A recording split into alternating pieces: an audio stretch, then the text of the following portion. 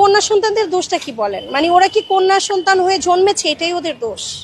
এটা তো ওদের অপরাধ না। এখন কিছু করার নাই। এখন আমার মনে হয় মায়েদেরকে একটু সচেতন বেশি থাকতে হবে।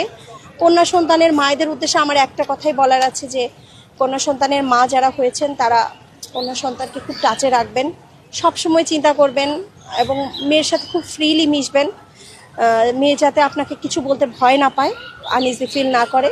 মেয়ের সাথে, মেয়ে বলেন ছেলে বলেন, আমার মনে হয় ছেলে মেয়ের সাথে একটু ভালোভাবে ফ্রেন্ডলি রিলেশন রাখবেন, যাতে ছেলেমেয়েরা আপনাকে সব কিছু শেয়ার করে। কারণ ঘটনা কিন্তু, যে কোনো একটা ঘটনা কিন্তু একদিনেই হয় না, এটা কিন্তু একটা সূত্রপাত হয় একটু একটু থেকে। কিন্তু অনেক সময় যে কেউ একটু ধরেছে, আজকে গাল ধরেছে, তো এগুলো থেকেই তো আস্তে আস্তে আস্তে আস্তে একটা দিকে খারাপ দিকে যায়। এখন যার মোটিভ খারাপ, বাচ্চাটা যদি একদিন আপনার ওই টিচারটা সম্পর্কে, ওর সম্পর্কে একটু কমপ্লেন দেয়, আপনারা অন্তত খতিয়ে দেখবেন যে আসলে আপনার বাচ্চা যেটা বলেছে এটা কি সঠিক বলেছে নাকি ভুল বলেছে। আমরা সন্তানদেরকে অনেক সময় হয় না যে আমরা বাচ্চাদের বকা দেই, তুমি দুষ্টুমি করছো, বেশি কথা বলছো। আমার মনে হয় আমার সন্তান আমাকে যা বলছে আমার ওই কথাটাই মানা উচিত, ওইটাই শোনা উচিত।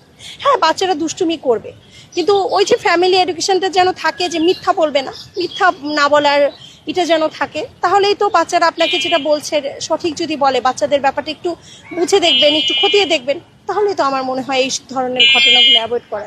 ধর্ষণের শাস্তি একটা সময় কিন্তু মৃত্যুদণ্ড ছিল না, এখন কিন্তু সর্বোচ্চ শাস্তি তো মৃত্যুদণ্ড আমাদের দেশে।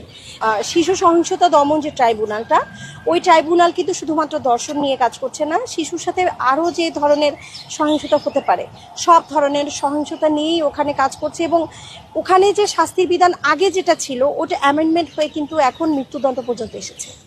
ধর্ষণের শাস্তি একটা সময় কিন্তু মৃত্যুদণ্ড ছিল না, এখন কিন্তু সর্বোচ্চ শাস্তি তো মৃত্যুদণ্ড আমাদের দেশে।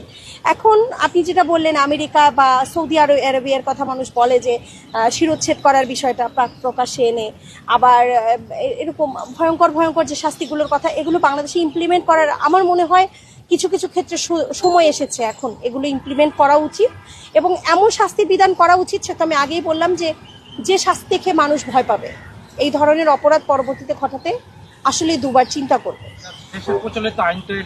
আমার বাচ্চাকে আমার বাসায় এসে তো আর অন্য কেউ নিরাপত্তা দিতে পারবে না, কোনো পুলিশ এসে আমার বাসায় নিরাপত্তা দিতে পারবে না, আমার বাচ্চার নিরাপত্তা তো আমাকেই দিতে হবে। সুতরাং আমি বলবো খুব সজাগ দৃষ্টি থাকতে হবে, একেবারে মা বাবা অল্টারনেট করে করে যেন সন্তানদেরকে আমরা মানুষ করার জন্য সময় দিতে পারি। বাচ্চাদের সময় দিতে হবে এবং বাচ্চাদের উপর দৃষ্টি রাখতে হবে, এটাই হলো সর্বোপরি।